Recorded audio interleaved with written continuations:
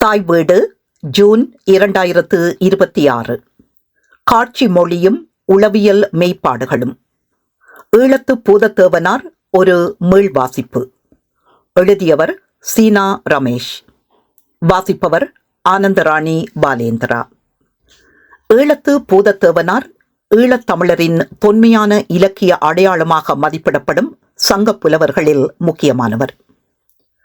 சங்க இலக்கிய வரலாற்றில் அவருடைய பெயர் இடம்பெறுவது வெறும் ஒரு தனிப்பட்ட புலவரின் சாதனையாக அல்ல, மாறாக ஈழத்துக்கும் தமிழ்ச்சங்க மரபுக்கும் இடையிலிருந்த தொன்மையான பண்பாட்டு மற்றும் இலக்கிய தொடர்பின் வரலாற்று சான்றாகும். மதுரை கடைச்சங்க புலவர்களுள் ஒருவராக விளங்கிய இவர் ஈழத்து பூதத்தேவனார் என சங்க நூல்களின் செய்யுள் முகப்புகளில் குறிப்பிடப்படுகிறார். நற்றிணை, குறுந்தொகை போன்ற நூல்களில் இவரது பெயருக்கு முன்னர் ஈழத்து என்ற அடைமொழி தொடர்ச்சியாக வழங்கப்படுவது அவர் ஈழ நாட்டைச் சேர்ந்தவர் என்பதை உறுதிப்படுத்தும் முக்கிய ஆதாரமாக கருதப்படுகிறது. இவரது பாடல்கள் அகநானூறு 88, 231, 307, குறுந்தொகை 189, 343, 360, நற்றிணை 366 என சங்க இலக்கிய தொகுப்புகளில் இடம்பெற்றுள்ளன. இவர் ஈழ நாட்டிலிருந்து பாண்டிய நாட்டுக்கு சென்று மதுரை சங்கத்தில் புலவராக விளங்கியவர் என்றும், தனது தந்தையான ஈழத்து பூதனுடன் மதுரை வந்து கல்வி கற்று புலமை அடைந்தவர் என்றும் இலக்கிய மரபு செய்திகள் கூறுகின்றன. இதன் மூலம் அக்காலத்திலேயே ஈழம் மற்றும் தமிழகமிடையே கல்வி தொடர்பு, இலக்கிய பரிமாற்றம், புலவர் மரபு, பண்பாட்டு ஒற்றுமை ஆகியவை நிலவியிருந்தன என்பதை உணர முடிகிறது. இவரது இன மற்றும் பூர்வீக அடையாளம் குறித்து ஆய்வாளர்களிடையே கருத்து வேறுபாடுகளும் காணப்படுகின்றன. பேராசிரியர் ஆவண்ணா வேலுப்பிள்ளை போன்றோர் ஈழத்து என்ற அடைமொழி வெறும் பெயர் சுட்டல்ல, அது அவரின் புவியியல் மற்றும் பண்பாட்டு அடையாளத்தை குறைக்கிறது என்று வலியுறுத்துகின்றனர். சங்க நூல்களில் புலவர்களின் ஊர் அடையாளம் பொதுவாக உண்மையான பூர்வீகத்தை குறிக்கும் மரபில் வழங்கப்பட்டுள்ளதால் பூதத்தேவனாரும் ஈழத்தைச் சேர்ந்தவரே என அவர்கள் நிறுவுகின்றனர். ஆனால் மூனா வரதராசனார் போன்ற சில அறிஞர்கள் இதனை எச்சரிக்கையுடன் அணுகுகின்றனர். ஈழத்து என்ற அடைமொழி வர்த்தக தொடர்பு, குடியேற்றம் அல்லது மரபு சுட்டாகவும் இருக்கலாம். அவசியமாக பிறப்பிட அடையாளம் என்றே கொள்ள வேண்டியதில்லை என அவர்கள் கருதுகின்றனர். எனினும் சங்க நூல்களின் உள் சான்றுகள் மற்றும் செய்யுள் முகப்புகள் அடிப்படையில் பெரும்பாலான ஈழத்தமிழ் ஆய்வாளர்கள் அவரை ஈழத்தமிழரின் ஆரம்பகால புலவராகவே ஏற்றுக்கொள்கின்றனர். இந்த அடிப்படையில் ஈழத்து பூதத்தேவனாரை ஈழத்தமிழரின் தொன்மையான இலக்கிய குரலாக காண முடிகிறது. அவருடனேயே ஈழத்து கவிதை பாரம்பரியம் தொடங்குகிறது என கூறப்படுவதற்கு காரணம் சங்க இலக்கியங்களில் தெளிவாக அடையாளப்படுத்தப்பட்ட முதல் ஈழப்புலவர் அவராகவே இருப்பதுவே ஆகும். இதனால் ஈழத்தில் தமிழ் கவிதை மரபு பிற்காலத்தில் தோன்றியதல்ல, சங்க காலத்திலேயே அது செழித்திருந்தது என்ற புரிதல் வலுப்பெறுகிறது. அவரது இருப்பு ஈழத்தமிழ் இலக்கியம் தமிழக இலக்கியத்தின் புறவட்டத்தில் அல்லாது அதன் உட்பகுதியாகவே வளர்ந்திருந்ததை காட்டுகிறது.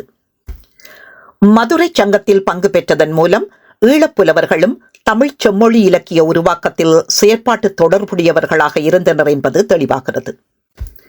எனவே ஈழத்து பூதத்தேவனார் ஈழத்தமிழரின் முதல் இலக்கிய குரல் என்றும், சங்க இலக்கியத்தில் ஈழத்தின் அடையாள சின்னம் என்றும், தமிழர் பண்பாட்டு ஒற்றுமையின் வரலாற்று சான்று என்றும், ஈழக்கவிதை பாரம்பரியத்தின் தொடக்க புள்ளி என்றும் என பல அடுக்குகளில் மதிப்பிடப்பட வேண்டியவராவார். சங்க இலக்கிய பரப்பில் ஈழத்து மண்ணிலிருந்து தடம் பதித்த முன்னோடி புலவர்களில் முக்கியமானவர் ஈழத்து பூதத்தேவனார்.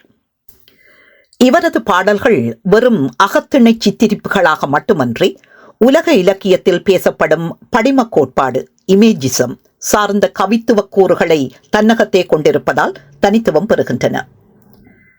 இயற்கையை வெறும் பின்னணி காட்சியாக பயன்படுத்தாமல் மனித மன உணர்வுகளின் உயிர்ப்பான வெளிப்பாடாக மாற்றும் இவரது கவித்திறன் வியப்பூட்டுகின்றது. புலி, யானை, அருவி, வாடைக்காற்று, மலைவழி போன்ற தீவிரமான படிமங்களின் மூலம் அச்சம், காதல், பிரிவு, வீர உணர்வு ஆகியவற்றை நுணுக்கமாக வெளிப்படுத்தும் திறன் அவருக்கு உண்டு. வேகம், ஒலி, ஒளி ஆகிய அனுபவங்களை காட்சி படிமங்களாக மாற்றும் அவரது கவித்திறன் அவரை சங்க இலக்கியத்தின் தனித்துவமான படிம புலவராக உயர்த்துகிறது. மேலைத்தேய இலக்கிய உலகில் இமேஜிஸ்ட் இயக்கத்தின் முன்னோடியாக கருதப்படும் எஸ்ரா பவுண்ட் ஒரு கணத்தில் அறிவும் உணர்வும் ஒன்றாக தீவிரமாக வெளிப்படும் அனுபவமே கவிதை என கருதினார். குறுகிய சொற்களில் ஆழமான காட்சி பிம்பங்களை உருவாக்குவதே அவரது கவிதை கோட்பாட்டின் மையமாகும். இவ்வகை படிம மைய கவித்துவம் சங்க காலத்திலேயே ஈழத்து பூதத்தேவனாரின் பாடல்களில் செழுமையாக காணப்படுகிறது. அருவியின் வேகம், புலியின் உக்கிரம், வாடைக்காற்றின் தீவிரம், மலை வழியின் கொடூரம் போன்ற இயற்கை காட்சிகள் அவரது பாடல்களில் வெறும் வர்ணனைகளாக இல்லாமல் மனித மனத்தின் ஆழமான உணர்வுகளின் அடையாளங்களாக அமைகின்றன. இதனால் சங்க இலக்கியத்தில் காணப்படும் படிமவியல் நுட்பம் நவீன மேலைத்தேய இமேஜிசம் இயக்கத்திற்கு முற்பட்ட கவித்துவ மரபாக கருதத்தக்கதாக விளங்குகிறது. சங்க இலக்கியமான அகநானூற்றில் குறிஞ்சி திணையில் அமைந்த 88வது பாடல் ஈழத்து பூதத்தேவனாரின் கவித்திறனுக்கு சான்றாக திகழ்கிறது. இரவு நேரத்தில் தலைவியை சந்திக்க வரும் தலைவனிடம் இரவு கூறி அவன் வரும் வழியின் ஆபத்துகளை கூறி அவனை விரைவில் திருமணம் செய்து கொள்ள தூண்டும் வரைவு கடாதல் தோழியின் கூற்றாக இப்பாடல் அமைந்துள்ளது.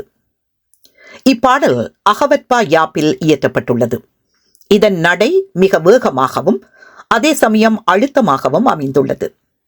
காட்டின் அடர்த்தியையும் அங்கிருக்கும் விலங்குகளின் அசைவுகளையும் விவரிக்கும் போது சொற்கள் ஒன்றோடொன்று கோக்கப்பட்ட விதம் வாசகரின் மனதில் ஒருவித பதட்டத்தையும் அதே நேரம் கவிதை நயத்தையும் ஏற்படுத்துகிறது. அச்சுறுத்தும் காட்சி படிமங்கள் ஈழத்து பூதத்தேவனார் அவர்களின் கவித்துவ ஆற்றலை வெளிப்படுத்தி நிற்கின்றன. புலவர் இப்பாடலில் இயற்கையை ஒரு பயங்கரமான பின்புலமாக சித்தரித்துள்ளார். அவரது படிம கட்டமைப்பு மிக நுட்பமானது. நள்ளிரவின் நிசப்தத்தில் கேட்கும் பல்லியின் குரல் ஒரு கெட்ட நிமித்தத்தை போலவும் வழியின் அபாயத்தை அறிவிக்கும் எச்சரிக்கையாகவும் கையாளப்பட்டுள்ளது. பன்றியை வேட்டையாட பதுங்கியிருக்கும் புலி, அதைக் கண்டு அஞ்சி பிளிரும் யானை, இடியொலி கேட்டு நடுங்கும் பாம்பு போன்ற விலங்கு அசைவுகள் வழியாக காட்டின் கொடூரத்தன்மை உயிரோட்டத்துடன் வெளிப்படுத்தப்படுகிறது. மேலும் இடி மற்றும் மின்னல் போன்ற இயற்கை சூழல்களும் அச்ச உணர்வை தீவிரப்படுத்துகின்றன. இவ்வாறு இயற்கை காட்சிகளையும் உள்ளுணர்வையும் ஒன்றிணைத்து பதற்றமிக்க சூழலை உருவாக்கிய விதம் பூதத்தேவனாரின் சிறந்த காட்சி படிம புனைவு திறனை எடுத்து காட்டுகிறது.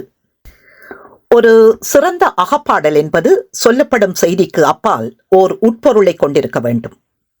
தோழி காட்டின் அபாயங்களை அடுக்குவது தலைவனை அச்சுறுத்துவதற்காக மட்டுமல்ல, இவ்வளவு இடர் நிறைந்த வழியில் நீ வருவதைக் கண்டு தலைவி அஞ்சி நடுங்குகிறாள், அவளது அச்சத்தை போக்க நீ அவளை விரைவில் மணமுடிக்க வேண்டும் என்ற கோரிக்கையை மறைமுகமாக முன்வைக்கிறது. இதுவே சங்க இலக்கியத்தின் உயர்ந்த உள்ளுரை மரபாகும். தலைவியின் காதல் ஒரு புறமும் தலைவனின் பாதுகாப்பு குறித்த அச்சம் மறுபுறமும் இப்பாடலில் மோதிக்கொள்கின்றன. காதலனின் வருகை மகிழ்ச்சியை தர வேண்டிய ஒன்று. ஆனால் அவன் வரும் வழியின் ஆபத்து அந்த மகிழ்ச்சியை விஞ்சிய கவலையாக மாறுகிறது. இந்த முரண்பட்ட உணர்வுகளை இயற்கை காட்சிகளினூடாக புலவர் வெளிப்படுத்தியிருப்பது அபாரமானது. ஈழத்து பூதத்தேவனாரின் அகநானூறு 88ஆம் பாடல் வெறும் கற்பனை செறிவல்ல. அது இயற்கையை உற்று நோக்கிய ஒரு கவிஞனின் நுட்பமான பதிவு. இயற்கையின் கொடூரத்தையும் மனித மனதின் மென்மையான காதலையும் ஓரிடத்தில் இணைத்ததன் மூலம் பூதத்தேவனார் ஒரு தலை சிறந்த படிம கவிஞராக சங்க இலக்கிய வரலாற்றில் நிலை பெறுகிறார். ஈழத்து பூதத்தேவனார் பாடிய அகநானூற்று பாடல் 231 பிரிவினால் வருந்தும் தலைவிக்கு தோழி ஆறுதல் கூறும் சூழலில் அமைந்துள்ளது. இப்பாடல் தொடக்கத்தில் தலைவனின் வீரத்தையும் ஆண்மையையும் போற்றி, பின்னர் அவன் கடந்து செல்லும் பாலை நிலத்தின் வெப்பத்தையும் பயங்கரத்தையும் காட்சி படிமங்களாக சித்தரிக்கிறது. கொடுவிற்கானவர், மயிர்த்தலை பதுக்கை, கள்ளி பறந்தலை, ஊக்கு அருங்கடத்து, வெஞ்சுரம் போன்ற படிமங்கள் வழியாக அச்சமூட்டும் காட்டு வழியை ஆசிரியர் உயிரோட்டத்துடன் காட்சிப்படுத்துகிறார். இவ்வாறு இயற்கை காட்சிகளை அடுக்கி அமைக்கும் முறை தலைவன் எதிர்கொள்ளும் துன்பப் பயணத்தை உணர்த்துவதோடு தலைவியின் அகத்தவிப்பையும் மன அழுத்தம் பிரதிபலிக்கிறது. இத்தகைய அச்சம் நிறைந்த சூழலுக்கு மத்தியிலும் வருவர் வாழி தோழி என்ற நம்பிக்கையூட்டும் முடிவை அமைத்ததன் மூலம் காதலின் உறுதியை பூதந்தேவனார் வலுப்படுத்துகிறார். இதன் மூலம் அவர் வெறும் இயற்கை சித்திரிப்பாளராக மட்டுமல்லாமல் உணர்வுகளை கட்டமைக்கும் உளவியல் கவிஞராகவும் திகழ்கிறார். வீரச் சிறப்பிலிருந்து தொடங்கி பாலை நில அச்சக்காட்சிகளை கடந்து காதல் நம்பிக்கையில் முடியும் இப்பாடலின் கட்டமைப்பு ஓர் உயர்ந்த உணர்ச்சி வளர்ச்சியை புலப்படுத்துகிறது. இயற்கை, வீரம், காதல் மற்றும் மனப்போராட்டம் ஆகியவற்றை ஒருங்கிணைக்கும் இக்கவிதை நடை பூதந்தேவனாரின் கவித்துவ நயத்திற்கு சான்றாகும். அவ்வகையில் மதுரை ஈழத்து பூதந்தேவனாரின் இப்பாடல் புறச்சூழலுக்கும் அக உணர்வுக்கும் இடையிலான உறவை சித்தரிப்பதில் உலகளாவிய கவிதை மரபுகளோடு வியக்கத்தக்க வகையில் ஒத்துப்போகிறது. பூதந்தேவனார் பாலை நிலத்தின் வெப்பத்தையும் பயங்கரத்தையும் சித்தரிப்பது என்பது வெறும் புறநிலை வர்ணனை அன்று. அது T.S. எலியட் முன்வைத்த ஆப்ஜெக்டிவ் காரலேட்டிவ் என்னும் நவீன கவிதை கோட்பாட்டுக்கு ஒரு மிகச்சிறந்த செழுங்கால உதாரணமாக திகழ்கிறது. எலியட்டின் கூற்றுப்படி ஒரு குறிப்பிட்ட உணர்ச்சியை வாசகருக்கு நேரடியாக சொல்லாமல் அந்த உணர்ச்சியை தூண்டக்கூடிய ஒரு தொகுப்பு பொருட்களை அல்லது ஒரு சூழலை, a set of objects, a situation, a chain of events, கவிஞர் உருவாக்க வேண்டும். இங்கு பூதந்தேவனார் தலைவியின் உள்ளத்தில் கொழுந்து விட்டெறியும் பிரிவாற்றாமையையும் தனிமையின் அச்சத்தையும் நேரடியாக புலம்பலாக வெளிப்படுத்தாமல் பாலை நிலத்தின் தகைப்பை ஒரு புறவய கருவியாக மாற்றுகிறார்.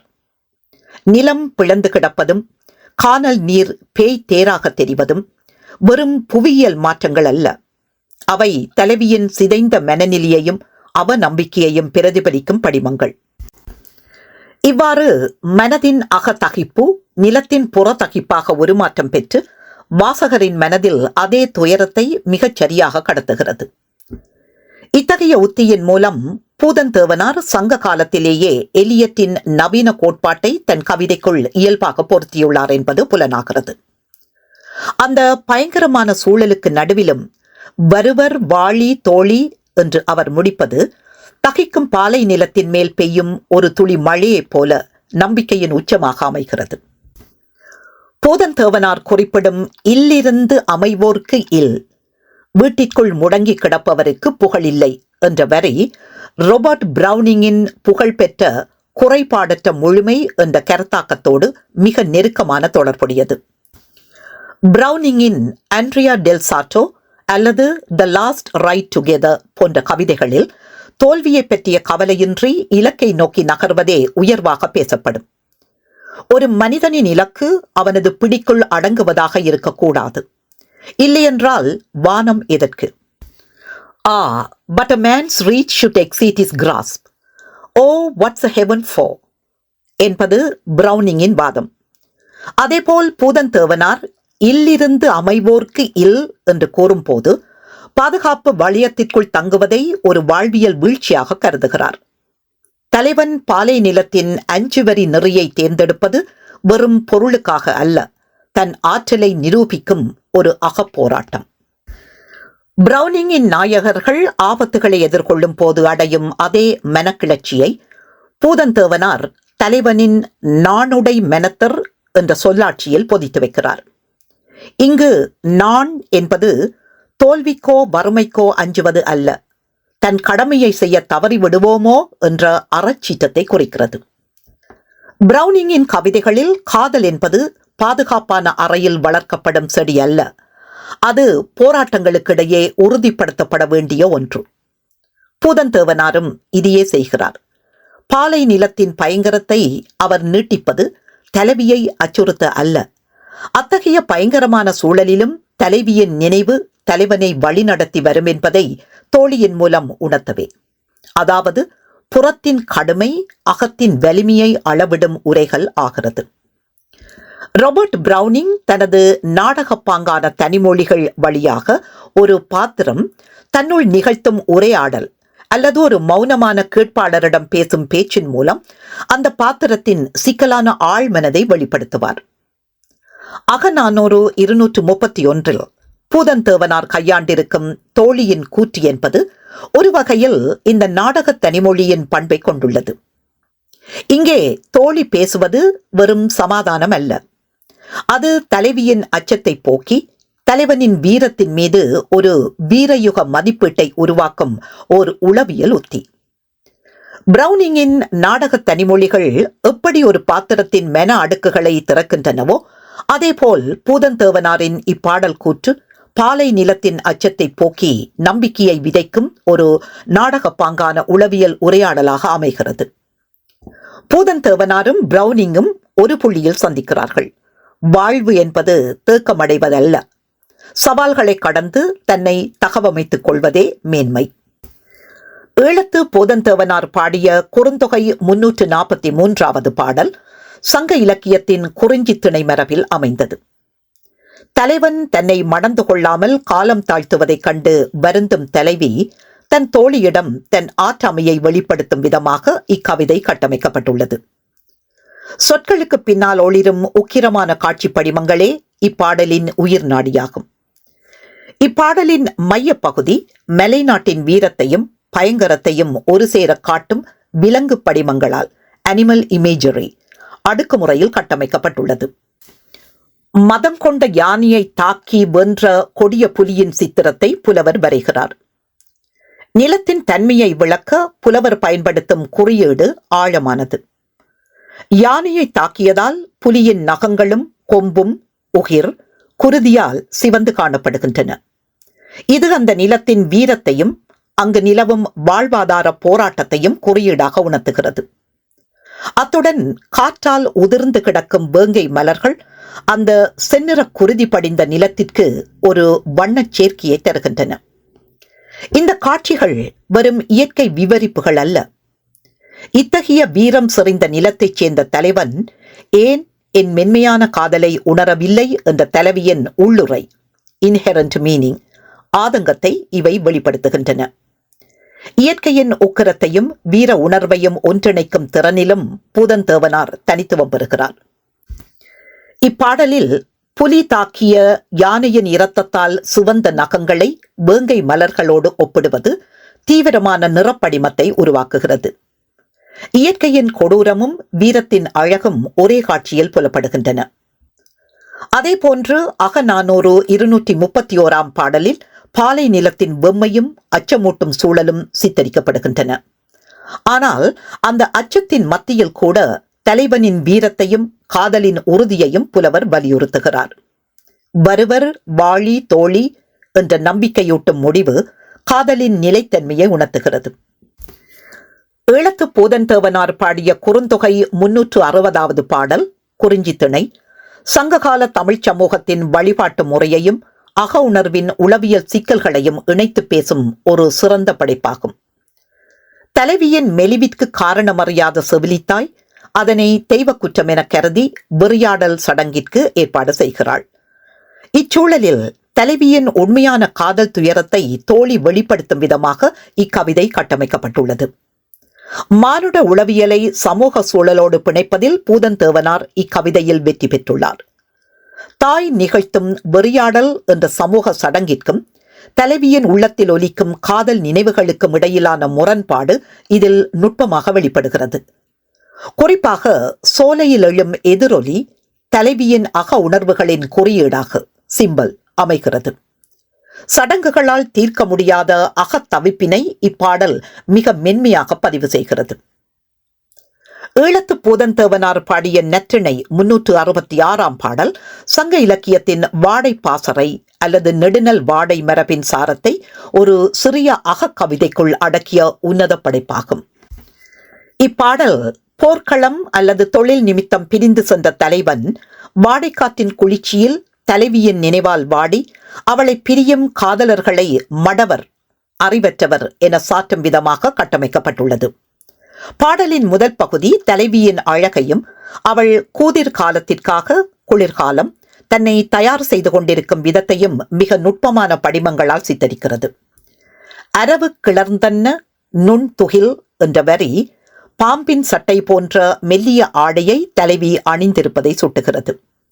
அந்த மெல்லிய ஆடையினூடாக தலைவியின் மேனி ஒளிர்வது கார்முக கூட்டங்களுக்கிடையே மின்னல் மின்னுவதை போன்றதொரு ஒளிம படிமத்தை லைட் இமேஜரி உருவாக்குகிறது. மேலும் குளிர்காலத்தில் பூக்கும் முல்லை மலர்களை வண்டுகள் மொய்க்கும் வண்ணம் தலைவி தன் கூந்தலில் சூடியிருக்கிறாள். இது வாசனை மற்றும் வண்ணப்படிமங்களின் விஷுவல் இமேஜரி ஒரு தொகுப்பாக கவிதையில் உயிரோட்டத்துடன் வெளிப்படுத்தப்படுகிறது. பாடலின் இரண்டாம் பகுதி குளிர்காலத்தின் தீவிரத்தை இயற்கையின் அசைவுகள் மூலம் விளக்குகிறது. இது கவிதைக்கு ஒரு புறவயமான சூழலை தருகிறது. அறிவுமிக்க தூக்கணாங்குருவி மூங்கில் கிளையில் கட்டியிருக்கும் கூட்டை வாடைக்காற்று அசைத்து மோதுவதாக கூறுவதும், கரும்பின் வேல் போன்ற மொட்டுகள் விரியுமாறு வாடைக்காற்று மோதுவதாக கூறுவதும் அக்காற்றின் வலிமையையும் வேகத்தையும் காட்டுகிறது. இது தலைவியின் மென்மையான மனநிலைக்கு நேர்மாறான ஒரு வன்முறை மிகுந்த இயற்கை சூழலாகும். இப்பாடலில் கவிதையின் கட்டமைப்பு ஒரு பெரும் முரணால் பிணைக்கப்பட்டுள்ளது. ஒருபுறம் மென்மையான தலைவி, மெல்லிய ஆடை, மணக்கும் முல்லை மலர், மெத்தென்ற அணை, மறுபுறம் வீசும் வடபுல வாடை, அசையும் குருவிக்கூடு, முட்டும் காற்று. இந்த இரண்டுக்கும் இடையே பிரிவு என்ற ஒரு புள்ளியை புலவர் வைக்கிறார். இத்தகைய இன்பமான சூழலையும் கொடிய காற்றையும் உணர்ந்தும் தலைவியை பிரிந்து செல்வது எவ்வளவு கடினமானது என்பதை இது உணர்த்துகிறது. கவிதையின் இறுதி வரிகள் ஒரு வலுவான கருத்துடன் முடிகின்றன. இவ்வுலகில் காதலியை பிரிந்து வாழ்பவர்கள் அறிவில்லாதவர்கள் என்று தலைவன் கூறுகிறான். தன்னையும் உள்ளடக்கி அல்லது பொதுவாக பிரிந்து சென்ற ஆடவர்களை நோக்கி கூறப்படும் இக்கூற்று தலைவியின் மீதான அவனது அடங்காத காதலையும் பிரிவின் பெருந்துயரையும் ஒரு சேர வெளிப்படுத்துகிறது. அகவற்பா அமைப்பில் தொடர்ச்சியான சொற்செலவுடன் இப்பாடல் அமைந்துள்ளது. குறிப்பாக வடபுல வாடையின் வேகத்தை குறிக்க பயன்படுத்தப்பட்டுள்ள சொற்கள் வாசிப்பவருக்கு ஒரு குளிர்ந்த காற்றை நேரில் உணரும் அனுபவத்தை தருகின்றன. தலைவியின் நுட்பமான எழில், வாடைக்காற்றின் உக்கிரம், பிரிந்துறைவோரின் அறியாமை என 3 அடுக்குகளாக இப்பாடல் கட்டமைக்கப்பட்டுள்ளது. இயற்கையை ஒரு தூதுவனாகவும் சாட்சியாகவும் மாற்றி தலைவனின் காதலை வெளிப்படுத்தும் பூதந்தேவனாரின் கலைத்திறன் இப்பாடலில் உச்சம் தொடுகிறது. ஈழத்து பூதந்தேவனார் சங்க இலக்கிய பரப்பில் ஈழத்தமிழரின் ஆதி இலக்கிய அடையாளமாக திகழ்கிறார். இவரது பாடல்கள் வெறும் அகத்துறை கோவைகள் அல்ல. அவை ஈழத்திற்கும் தமிழகத்திற்கும் இடையே நிலவிய தொன்மையான அறிவுசார் உறவின் வரலாற்று ஆவணங்கள். இயற்கையின் உக்கிரத்தையும் மனித மனதின் மென்மையையும் ஒரே புள்ளியில் சந்திக்க வைத்த இவரது கவித்துவ கலை சங்க இலக்கியத்தின் தரத்தை உலகளாவிய செவ்வியல் தரத்திற்கு உயர்த்தி நிற்கிறது. ஈழத்தில் பிற்காலத்தில் தோன்றிய செழுமையான கவிதை மரபிற்கு பூதந்தேவனாரே காலத்தால் அழியாத அஸ்திவாரத்தை போட்டு தந்துள்ளார். சுருங்கக்கூறின் ஈழத்து பூதந்தேவனார் தமிழ் செம்மொழி வரலாற்றில் ஈழம் ஏற்றிய அணியா விளக்கு ஆவார். பூதந்தேவனாரின் பாடல்களில் இயக்கவியல் படிமங்கள். பூதந்தேவனாரின் கவிதைகளில் இயக்கவியல் கற்பனை டைனமிக்ஸ் மிக தீவிரமாக வெளிப்படுகிறது. குறிப்பாக குறுந்தொகை 189 பாடலில் தலைவன் தேரில் வரும் வேகத்தை குன்றிழி அருவி மற்றும் விசும்பு வீழ் கொள்ளி ஆகிய படிமங்களோடு ஒப்பிடுவது சங்க இலக்கியத்தில் அரிதாக காணப்படும் உயிர்ப்புள்ள காட்சிப்படுத்தலாகும். இவ்விரு படிமங்களிலும் வேகம், ஒளி, ஒலி ஆகிய 3ம் ஒன்றிணைந்து வாசகரின் மனதில் நிகழ்வு நேரடியாக நிகழ்வதை போன்ற அனுபவத்தை உருவாக்குகின்றன. இந்த காட்சிசார் உயிரோட்டமே பூதந்தேவனாரை ஒரு சிறந்த படிம கவிஞராக உயர்த்துகிறது. பூதந்தேவனார் கையாளும் இயக்கவியல் கற்பனையும் காட்சி படிமங்களும் நவீன மேலைத்தேய கவிதை கோட்பாடுகளோடும் வியப்பூட்டும் வகையில் ஒத்திசைவடைகின்றன. டைனமிக் இமேஜரி எனப்படும் இயக்கவியல் படிமம் என்பது ஒரு காட்சியை நிலையான உருவமாக அல்லாது உயிரோட்டமுள்ள நிகழ்வாக வாசகரின் மனக்கண்ணில் இயக்கி காட்டும் கலை நயமாகும். இதன் மூலம் கவிதை வெறும் சொற்களின் அமைப்பாக இல்லாமல் கண்முன் நிகழும் அனுபவமாக மாறுகிறது. ஒரு படிமம் இயக்கவியல் தன்மையை பெற 3 முக்கிய கூறுகள் அவசியமாகின்றன: திசை வேகம், ஒளி ஒலி உணர்வு, கால மாற்றம். அதாவது ஒரு பொருள் குறிப்பிட்ட திசையில் வேகமாக நகர்வதும் அதன் இயக்கத்தால் ஒளி அல்லது ஒலி உருவாகுவதும் ஒரு நிலைமையிலிருந்து மற்றொரு நிலைக்கு அதிவேக மாற்றம் நிகழ்வதும் இயக்கவியல் படிமத்தின் அடிப்படைகளாகும். இந்த நோக்கில் குறுந்தொகை 189 பாடலை பார்க்கும் போது தலைவனின் தேர் பயணத்தை புலவர் ஓர் அரிய இயற்கை காட்சியாக வடிவமைத்திருக்கிறார். குன்றெழி அருவி என்ற அடியில் மலையிலிருந்து வேகமாக விழும் அருவியின் தொடர்ச்சியான அசைவு உணர்த்தப்படுகிறது. இங்கு வீழ்தல் என்பது நிலையான காட்சி அல்ல, இடையறாத இயக்கத்தை குறைக்கும் செயற்படிமமாக அமைகிறது. மேலும் அருவியின் பேரொலி வாசகரின் செவியிலும் எதிரொலிக்கிறது. ஆகவே இது ஒலிசார் இயக்கப்படிமமாக திகழ்கிறது. அதேபோல் விசும்பு வீழ் கொள்ளி என்ற அடியில் வானிலிருந்து பாய்ந்து விழும் எரிகல்லின் வேகமும் பிரகாசமும் ஒன்றாக சித்தரிக்கப்படுகின்றன. இங்கு ஒளியும் இயக்கமும் இணைந்து தீவிரமான காட்சி உணர்வை உருவாக்குகின்றன. எனவே இது ஒளிசார் இயக்க படிமமாக கருதத்தக்கது. இவ்விரு படிமங்களையும் இணைத்து பார்க்கும் போது தலைவனின் தேர் சாதாரணமான வருகையாக இல்லாமல் மின்னலின் வேகத்துடனும் அருவியின் பேரிரைச்சலுடனும் உயிர்ப்புடன் நகரும் ஆற்றல் மிக்க நிகழ்வாக மாறுகிறது. வாசகர் அந்த காட்சியை வெறுமனே கற்பனை செய்வதில்லை, மாறாக அது அவரின் மெனக்கண்ணில் ஒரு காணொலி போல் இயங்குகிறது. இதுவே பூதந்தேவனாரின் கவித்துவ படிம ஆளுமையின் தனிச்சிறப்பாகும். இந்த இயக்கவியல் கற்பனையை உலக இலக்கிய மற்றும் கலை மரபுகளோடும் ஒப்பிட்டு பார்க்கலாம். 20ஆம் நூற்றாண்டின் தொடக்கத்தில் இத்தாலியில் தோன்றிய எதிர்காலவாதம் ஃபியூச்சரிசம் என்ற கலை இயக்கம் வேகத்தை ஸ்பீட் ஒரு புதிய அழகியலாக கொண்டாடியது. பிலிப்போ டொமாசோ மரினெட்டி போன்ற கவிஞர்கள் இயந்திரங்களின் வேகத்தை கர்ச்சிக்கும் சிங்கங்களோடு ஒப்பிட்டு அதன் இயக்க ஆற்றலை புகழ்ந்தனர். ஆனால் இதற்கு 2000 ஆண்டுகளுக்கு முன்பே பூதந்தேவனார் தலைவனின் தேரின் வேகத்தை விசும்பு வீழ் கொள்ளி என்ற படிமத்தின் மூலம் எரிகல் விழுவதோடு ஒப்பிட்டுள்ளார். வானிலிருந்து பாய்ந்து விழும் எரிகல் என்பது ஒளியையும் வேகத்தையும் ஒரே தருணத்தில் உணர்த்தும் மாபெரும் இயக்கவியல் படிமமாகும். இதன் வழி சங்ககால தமிழர்கள் வேகத்தின் அழகியலை ஏஸ்தெட்டிக்ஸ் ஆஃப் ஸ்பீட் நுணுக்கமாக உணர்ந்திருந்தனர் என்பதை காண முடிகிறது. அதேபோல் பெர்சி பைஷ் ஷெல்லி தனது ஓடி டு த வெஸ்ட் விண்ட் கவிதையில் இயற்கையின் சீற்றத்தையும் இயக்க ஆற்றலையும் தீவிரமான படிமங்களின் வழி வெளிப்படுத்துகிறார். மேகங்கள் சிதறியோடுவதும் அலைகள் பொங்கி எழுவதும் போன்ற காட்சிகளில் வெளிப்படும் அந்த ஆற்றல் உணர்வு பூதந்தேவனார் தேரின் வேகத்தை விவரிக்க பயன்படுத்தும் உக்கிரமான இயக்க படிமங்களோடு ஒத்திசைவடைகிறது. இதனால் பூதந்தேவனாரின் கவித்துவம் சங்க இலக்கியத்தின் எல்லைகளை தாண்டி உலக கவிதைகளின் இயக்கவியல் அழகியலோடும் உரையாடும் உயரத்தை அடைகிறது. படிமவாத கவிஞரான H.D. ஹில்டா டூலிட்டில் தனது ஓரேட் கவிதையில் கடல் அலைகள் மரங்களைப் போல எழுந்து வருவதை சித்தரிக்கிறார். இதுவும் ஒரு வகை இயக்கவியல் படிமமாகும். வாசகர் ஒரு காட்சியை தூரத்திலிருந்து பார்ப்பதில்லை, மாறாக அந்த நிகழ்வின் நடுவே இருப்பதை போன்ற அனுபவத்தை இப்படிமம் உருவாக்குகிறது. இதன் மூலம் கவிதைக்கு தனித்துவமான ஆற்றலும் வேகமும் கிடைக்கின்றன. அதேபோல் அகநானூறு 231 பாலை நிலத்தின் வெப்பம் பரவுவது போல சித்தரிக்கப்படும் போது அது தலைவியின் உள்ளார்ந்த பதற்றத்தை வாசகருக்கும் உணர்த்துகிறது. சுருக்கமாக சொன்னால் இயக்கவியல் படிமம் என்பது கவிதையை ஒரு புகைப்படமாக அல்ல, ஒரு திரைப்படமாக மாற்றும் கலை நயமாகும். படிமவாதிகள் ஒரு கருத்தை விளக்குவதை விட ஒரு கணத்தில் ஒரு சிக்கலான உணர்வையோ காட்சியையோ வாசகரின் மெனக்கண்ணில் உயிர்ப்புடன் நிறுத்த விரும்பினர். இதனை எஸ்ரா பவுண்ட் தனது புகழ்பெற்ற இன் அ ஸ்டேஷன் ஆஃப் த மெட்ரோ கவிதையில் மிக துல்லியமாக வெளிப்படுத்துகிறார். கூட்ட நெரிசலுக்கிடையே மின்னும் முகங்களை ஈரமான மரக்கிளையில் ஒட்டியிருக்கும் இதழ்களோடு அவர் ஒப்பிடுகிறார்.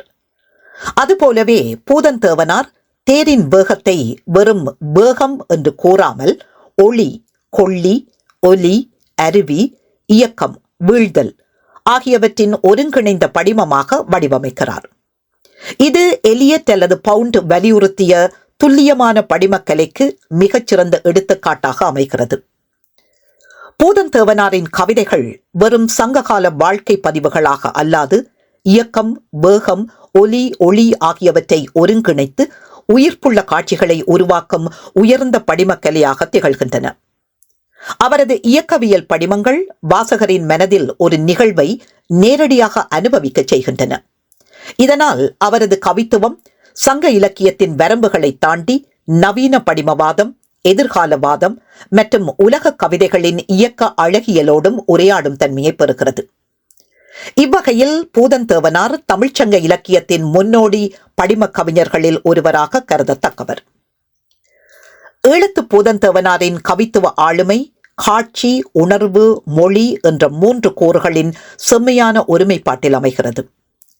தேவையற்ற அடைமொழிகளின்றி காட்சிகளை உயிரோட்டத்துடன் வாசகர் முன் நிறுத்துவதிலேயே அவரது கவிதைகளின் முக்கிய பலம் அமைந்துள்ளது. மேலும் மனித மனத்தின் அரூபமான உணர்வுகளுக்கு இயற்கையின் உருவமுள்ள படிமங்களை ஒப்புமையாக பயன்படுத்தும் திறன் அவரிடம் சிறப்பாக காணப்படுகிறது. அது மட்டுமல்லாது மனித உணர்வுகளும் இயற்கை சூழலும் ஒன்றுக்கொன்று பிரதிபலிக்கும் அமைப்பை அவர் உருவாக்குகிறார். இதன் மூலம் பாத்திரங்களின் மனநிலைகள் வாசகருக்கு துல்லியமாக புலப்படுகின்றன. ஒளி, ஒலி, இயக்கம், நிறம் ஆகியவற்றின் வழி உணர்வுகளை உயிர்ப்புள்ள காட்சிகளாக மாற்றும் திறனே அவரது கவிதைகளின் தனிச்சிறப்பாகும். முடிவுரை. ஈழத்து பூதந்தேவனார் தமிழ் செம்மொழி வரலாற்றில் ஈழம் ஏற்றிய அணியா விளக்காக திகழ்கிறார். சங்க மரபின் செழுமையையும் நவீன படிம கவிதையின் கூறுகளையும் ஒருங்கிணைக்கும் கவிஞராக அவர் விளங்குகிறார். இயற்கை, உளவியல், காதல், வீரம், சமூகச் சடங்கு ஆகியவற்றை ஆழமான காட்சி படிமங்களின் வழி வெளிப்படுத்தியதால் அவர் சங்க இலக்கியத்தின் மிக முக்கியமான படிம கவிஞர்களில் ஒருவராக உயர்கிறார். பிற்கால ஈழத்தமிழ் இலக்கிய வளர்ச்சிக்கான அடித்தளத்தை அமைத்த முன்னோடி கவிஞராகவும் அவர் மதிக்கப்படுகிறார். எனவே ஈழத்து பூதந்தேவனாரின் கவித்துவ ஆளுமை காலங்களை கடந்தும் தமிழ் இலக்கிய ஆய்வுலகில் நிலைத்த பெருமையாக தொடரும். நன்றி.